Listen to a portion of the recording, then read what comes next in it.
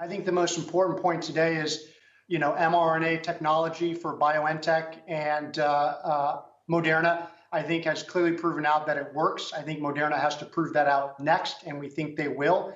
And I think it is a game changer, both from the fact that we obviously have a really effective vaccine, but also the fact that I do suspect that these platforms are going to have other vaccines and other therapies coming off of them in the future. What does it say? I don't know. Obviously, Moderna is staking its entire science on this approach. That's why its ticker is mRNA.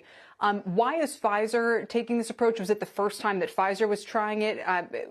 How much is at stake for the medical community if this works in terms of the COVID vaccine? Yeah, well, that's a great question. I think that the debate, if you go back over the last year or two, has been on the novel and innovative science that has been looked at here, but has not been fully proven out, like I think you sort of alluded to.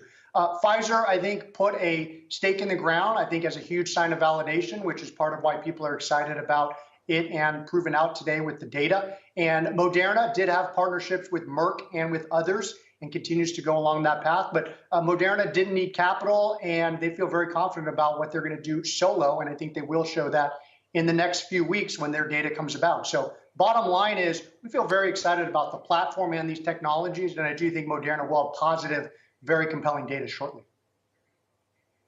But if Pfizer can use this approach successfully, perhaps other big biotech companies will do the same thing. Why would you need Moderna? Well, I think some of the things that Meg said, I think, are absolutely true. And I would echo that. Number one is it makes sense to have similar but yet differentiated approaches. Moderna's platform could show differentiated data in elderly people. There are also differences in the way the drug is handled. It doesn't require negative 70 degrees Celsius. It doesn't require as much dilution at the healthcare provider. And of course, it provides an optionality just in case something happened, right, guys, with one of them, that there are other ones that would be able to supply the world. So it does make sense that we would want multiple ones available. And just as a platform technology, the companies are definitely going off in different directions, looking at different vaccines in different areas as well. We're obviously seeing a big response across the whole sector today. Michael, is there anywhere that you think still has value? I mean, a name like BioNTech, maybe somewhere completely different that you're thinking of, and anywhere where you think this move is overdone?